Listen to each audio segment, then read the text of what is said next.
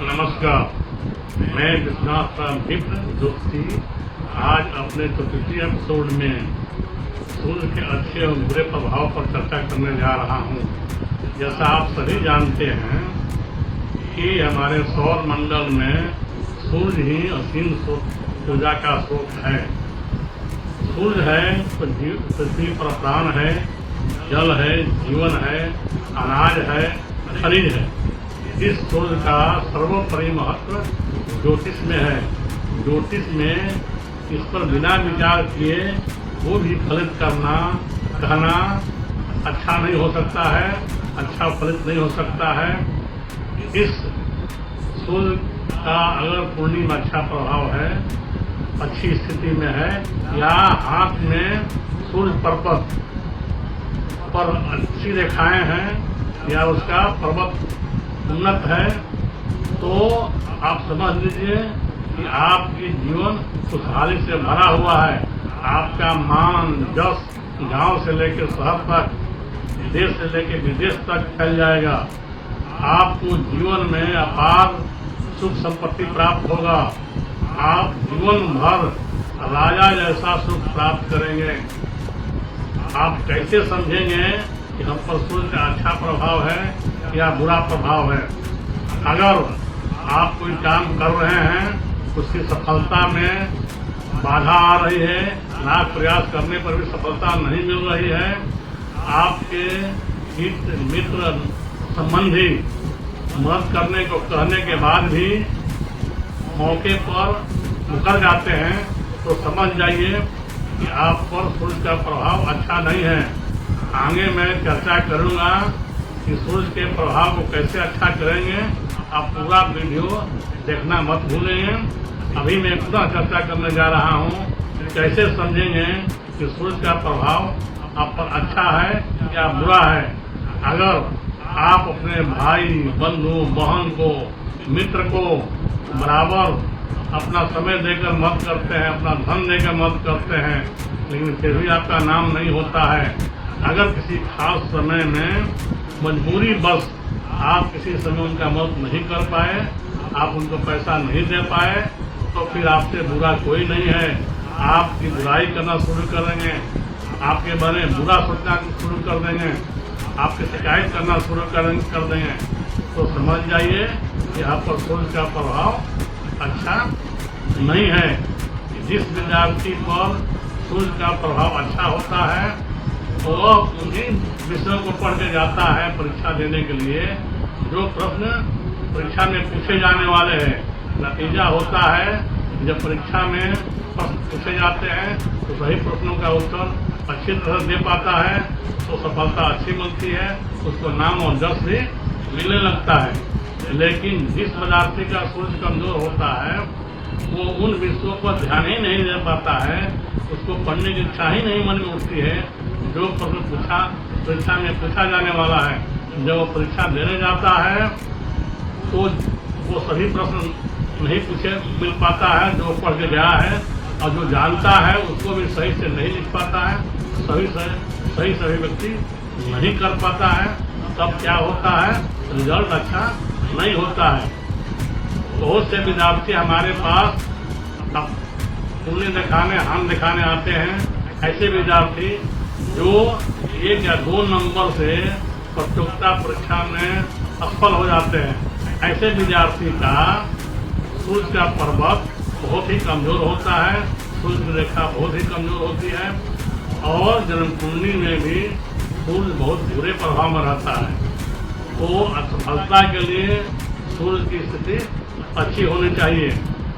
अगर आपके किसी काम में हाथ लगाए हैं या व्यापार में शुरू करने जा रहे हैं, लाख प्रयास करने के बाद भी आपको लाभ नहीं हो पा रहा है, बल्कि घाटा ही लगते जा रहा है, घाटे के स्थिति से उभरने का मौका नहीं मिल पा रहा है, तो समझ जाइए कि आपका सूर्य कमजोर है।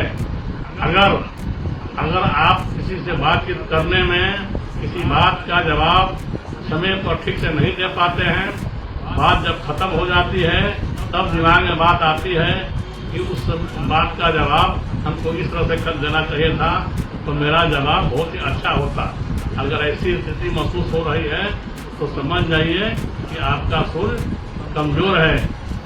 अगर आपको पिता से अनबन चल रहा है, पिता से विचारों में मतभेद रहता है, पिता से सहयोग नहीं मिल पाता है, तो समझ जाइए कि आपका सूर्य कमजोर है।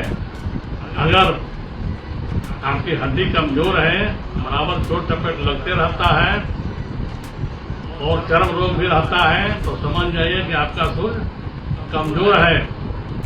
आप जो है जब भी आप कोई बात करते हैं, आपकी छोटी सी गलती हो जाती है तो पकड़ी जाती है, तो समझ जाइए कि आपका सूर्य कमजोर है। अब हम बताने जा रहे हैं कि अगर सूर्य कमजोर है तो क्या उपाय किया जाए कि सूर्य का प्रभाव अच्छा हो जाए। पहला उपाय है कि उगते हुए सूर्य को लाल फूल कुमकुम से युक्त तांबे के बर्तन से जल से अर्घ देना चाहिए। दूसरा उपाय, तांबे का छल्ला अंगूठी अनामिका अंगुली में, कानी उंगली की बगल वाली अंगुली में रविवार को धारण करें। एक मंत्र मैं बता रहा हूँ, ओम घृणी सूर्याय नमः का एक माला प्रतिदिन जप करें। स्नान पूजा करने के बाद इस मंत्र का अगर प्रतिदिन जाप करेंगे, फिर से मैं मंत्र बोल रहा हूँ, ओम घृणी सूर्याय नमः का जप करेंगे तो सूर्य का प्रभाव अच्छा रहेगा।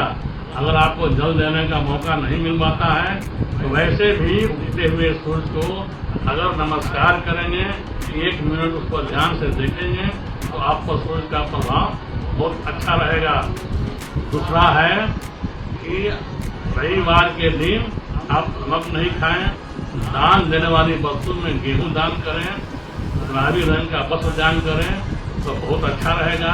पूजा करना है तो आप शंकर जी के पूजा करें।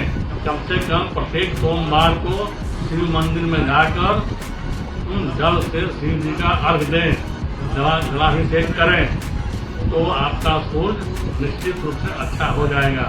क्या नहीं करें, रविवार के दिन मांस मछली मदरा नहीं खाएं, नमक नहीं खाएं, अपने पिता को आप शब्द नहीं बोले या किसी बुजुर्ग को आप शब्द नहीं बोले, रविवार के दिन काला वस्त्र नहीं धारण करें। अगर और सभी किसी ग्रह के बारे में, अच्छे और बुरे प्रभाव के बारे में जानना चाहते हैं तो मेरी एक सुरक्षित पुस्तक है, ग्रहों की स्थिति समस्या अनुसंधान। इसमें सभी ग्रहों के अच्छे और बुरे प्रभाव के बारे में चर्चा किया गया है और बताया गया है कि जो प्रभाव अच्छा है तो क्या होता है और खराब है तो क्या होता है। आप अपने ही पढ़ के समझ जाइएगा कि हम पर किस ग्रहों का प्रभाव अच्छा है या खराब है, और जो खराब है उसको अच्छा करने के लिए उसमें उपाय की चर्चा भी किया गया है। उस उपाय को करेंगे तो सफलता मिलेगी।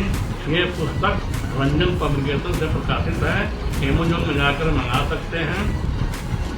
अगर आप जो है अगर इस जीवन में कोई समस्या है, उसके ज्योतिषीय समाधान चाहते हैं तो हमारे मोबाइल नंबर पर फोन करके निःशुल्क सेवा प्राप्त कर सकते हैं। ये मेरा वीडियो कैसा लगा, आप अगर अच्छा लगा तो अधिक से अधिक लाइक करें, सब्सक्राइब करें, शेयर करें और सदैव हमसे जुड़े रहें।